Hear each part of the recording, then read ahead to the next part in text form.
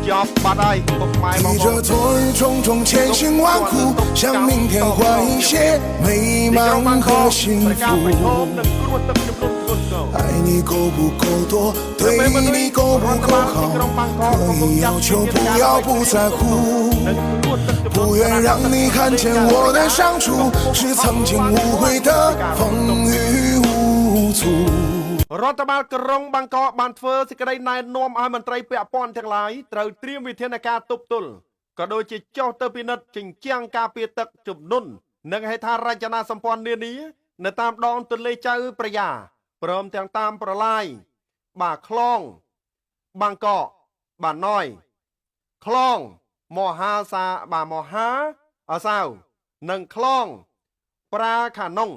ផងដែរទន្ទឹមនោះអាជ្ញាធររបស់ថៃក៏បានប្រមានឲ្យខេត្តចំនួន11របស់ខ្លួនដែលស្ថិតនៅខ្សែទឹកខាងក្រោមនៃដងទន្លេចៅប្រយ៉ាត្រូវប្រុងប្រយ័ត្នចំពោះទឹកជំនន់រហ័សផងដែរព្រោះទំនប់នេះនឹងបើកបង្ហូរទឹកនៅប៉ុន្មានថ្ងៃទៀតមកតាមសេចក្តីរាយការណ៍របស់ Nation Thailand កាលពីថ្ងៃប្រហ័សទី29 ខែឧសភាឆ្នាំ2025ខេត្តចំនួន11ដូចជាឧថ័យធានីឆៃណាតបាទសិង្ហបុរីអានថងអយុធយាសុផានបុរីលបបុរីផាតធំធានីបាទនងថាបុរីសមុទ្រប្រការបូករួមជាមួយនឹងរាជធានីបាងកកមួយទៀតនឹងមានការហក់ឡើងនៅកម្ពស់ទឹកពី 0.50 ម៉ែត្រទៅ 1.30 ម៉ែត្រនៅប៉ុន្មានថ្ងៃខាងមុខឆាប់នេះជុំវិញបញ្ហានេះដែរប្រធាននាយកដ្ឋានលូនិងប្រព័ន្ធលូបង្ហូរនៃប្រទេសថៃចេសាដាចន្ទ្រាប្រាហានិយាយថារដ្ឋាភិបាលថៃក៏ដូចជាទីក្រុងបាងកកកំពុងសម្របសម្រួលជាមួយនឹងនាយកដ្ឋានធារាសាស្ត្រនាយកដ្ឋានជលសាស្ត្រកងទ័ពជើងទឹកថៃនិងភ្នាក់ងារផ្សេងទៀតដើម្បីតាមដានស្ថានភាពនិងចេញការប្រមាននៅពេលចាំបាច់រំលឹកជូនផងដែរថាកាលពីឆ្នាំ2022បាទបន្តិចពេលនោះនាយកមជ្ឈមណ្ឌលបម្រែបម្រួលអាកាសធាតុនិងគ្រោះមហន្តរាយនៃសាកលវិទ្យាល័យរ៉ាំងស៊ីតបានបង្ហាញផែនទីដែលលាតត្រដាងឲ្យឃើញទីក្រុងបាងកកនិងតំបន់ជុំវិញខ្លួនប្រឈមទៅនឹងហានិភ័យលិចលង់ហើយបាត់ខ្លួននៅត្រឹមឆ្នាំ2100លោកអះអាងថាប្រសិនបើរដ្ឋាភិបាលមិនធ្វើអ្វីដើម្បីទប់ស្កាត់រឿងនេះនោះទេរាជធានីបាងកក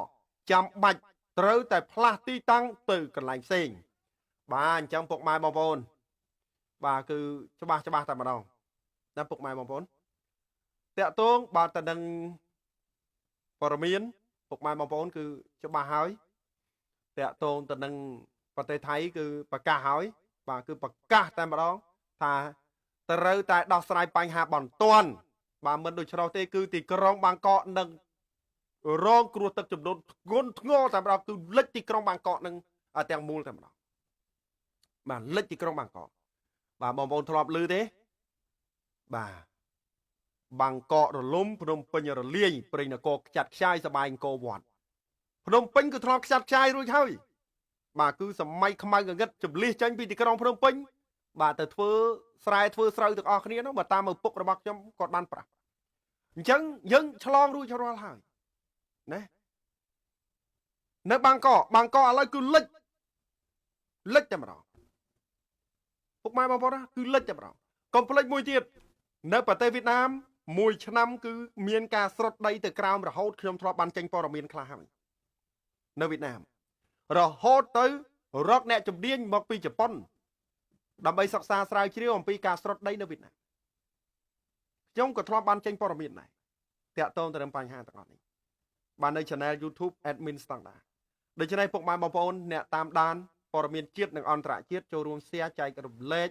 បាទបន្តជាព័ត៌មានផងបើសិនជាលើកទៅលើសលួសបាទត្រូវខុសដោយប្រការណាមួយនោះក៏សូមខន្តីអភ័យទោសជាចុងក្រោយបាទសូមជម្រាបលា